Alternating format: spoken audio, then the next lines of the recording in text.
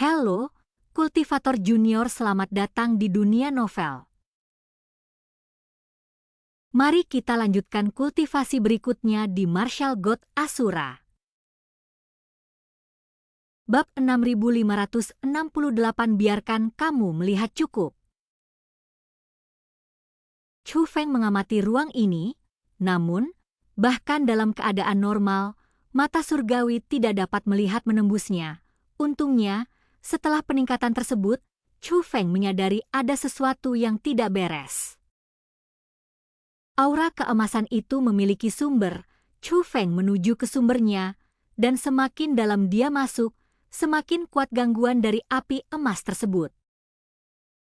Bahkan Chu Feng pun harus berhenti beberapa kali untuk menenangkan pikirannya sebelum melanjutkan. Untungnya, tidak butuh waktu lama sebelum Chu Feng menemukan struktur yang menyerupai formasi. Itu bukanlah formasi penghalang murni. Itu lebih seperti sesuatu yang terbentuk secara alami, namun tampaknya itulah pusat dari tempat ini. Chu Feng juga menemukan hal ini melalui pengamatannya. Formasi ini terbagi menjadi beberapa lapisan. Lapisan pertama adalah penyimpanan, lapisan kedua adalah pemurnian. Lapisan ketiga tidak dapat dipahami oleh Chu Feng, tetapi lapisan itu mengandung aura yang sangat kuat. Adapun lapisan keempat, Chu Feng sama sekali tidak bisa melihat menembusnya. Namun, Chu Feng menduga bahwa seharusnya ada lapisan kelima, atau bahkan lebih banyak lapisan lain lagi. Chu Feng memiliki firasat yang sangat kuat. Apa yang kita lihat di hadapan kita kemungkinan hanyalah puncak gunung es dari formasi ini, jauh di bawah tanah, seringkali terkubur makhluk raksasa. Formasi ini kemungkinan besar sangat menakutkan. Di dalam kekuatan yang tersimpan di lapisan pertama itu, terdapat dua aura yang familiar. Itulah aura dari Presiden Persekutuan Pedagang Seni Bela Diri dan wanita gila itu. Chu Feng menyadari bahwa itu adalah kekuatan yang telah diserap oleh kedua senior tersebut. Jika kekuatan ini dapat diekstraksi, Chu Feng dapat membantu kedua senior tersebut pulih. Oleh karena itu, Chu Feng segera menyusun formasi.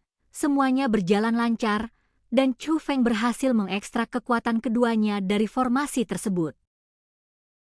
Dan melalui tubuhnya sendiri, dia secara langsung menyalurkan kekuatan itu. Saat itu, kedua orang tersebut sedang duduk bersila di luar, mengobati luka mereka. Pada saat yang bersamaan, dia membuka matanya. Perasaan ini? Presiden Asosiasi Pedagang Seni Bela Diri merasakan kekuatan itu. Hidupnya, kultivasinya, dan kekuatan garis keturunannya telah ditelan oleh benda menakjubkan dari langit dan bumi itu sejak lama. Biasanya, memperbaiki tubuh akan sangat sulit, namun ketika kekuatan itu kembali, tubuhnya yang sebelumnya lemah pulih hampir sepenuhnya. Dengan beberapa penyesuaian saja, perangkat tersebut dapat dipulihkan sepenuhnya. Itu adalah karena Chu Feng, wanita gila itu, menambahkan, pikiran pertamanya adalah bahwa kekuatan ini tidak kembali begitu saja. Pasti ada seseorang yang telah melakukan sesuatu, dan satu-satunya yang bisa melakukan sesuatu adalah Chu Feng. Pasti dia, anak ini benar-benar berbakat. Tidak heran, dia masih junior, namun sudah mencapai alam dewa sejati tingkat ke-9. Inilah yang dikatakan oleh Presiden Asosiasi Pedagang Seni Bela Diri. Chu Feng sudah mencapai tingkat dewa sejati ke-9. Mendengar itu, ekspresi terkejut yang jarang terlihat muncul di wajah wanita gila itu. Bukankah itu menentang kehendak surga? Saya terkejut ketika pertama kali mendengar tentang ini. Lagi pula, aku memang jenius. Mengapa aku harus bersusah payah untuk mencapai peringkat ke-9 dari dewa sejati? Dia mencapai usia itu sebelum genap berusia 100 tahun? Bukankah reputasiku sebagai seorang jenius sebagian besar tidak pantas? Membandingkan diri saya dengan ini membuat saya terlihat sangat tidak berguna. Ada sedikit ketidakpuasan dari pihak saya, tapi sekarang saya yakin. Jelas ada perbedaannya, kan?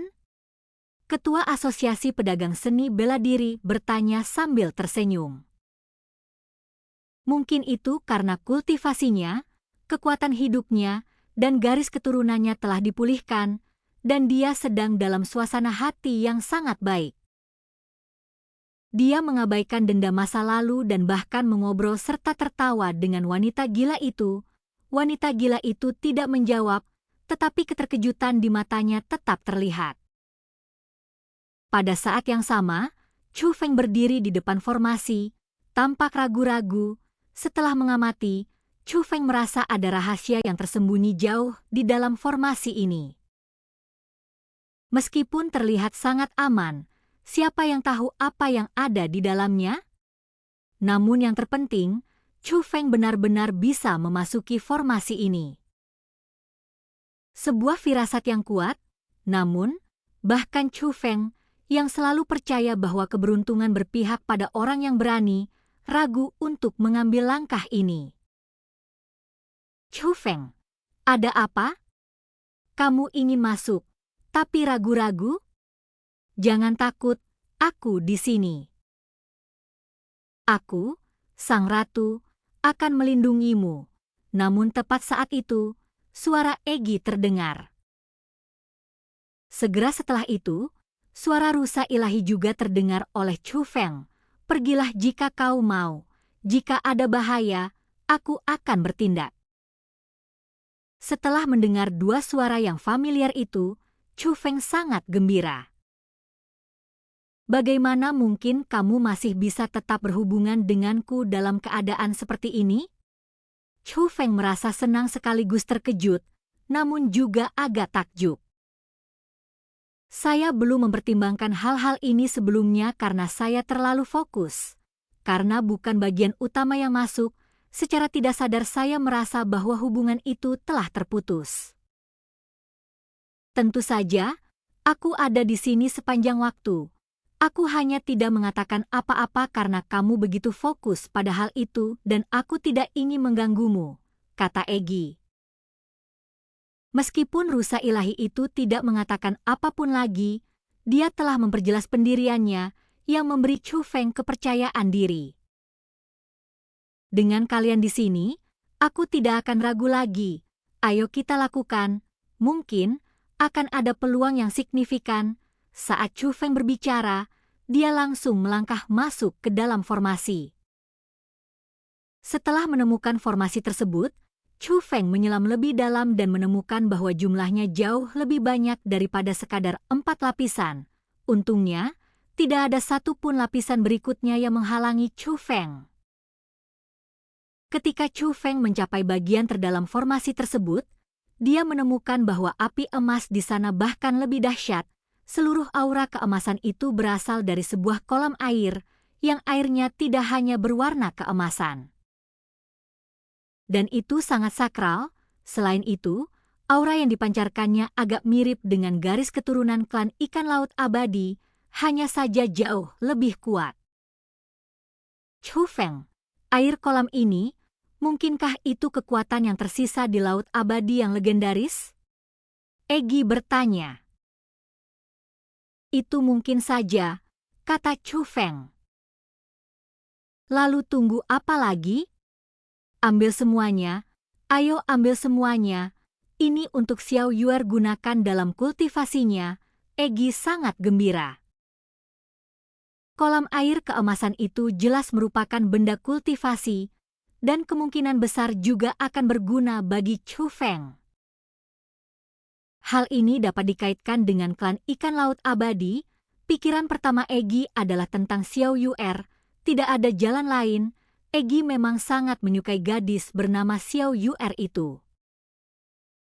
Baiklah, Chu Feng pun tak berdiam diri. Ia mengeluarkan labu berisi susunan mantra, membuat segel tangan, dan mulai mengumpulkan air kolam emas.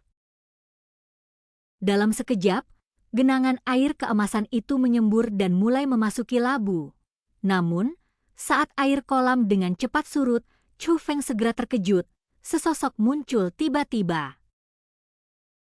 Ada orang-orang di kolam renang, dan orang ini adalah seorang wanita.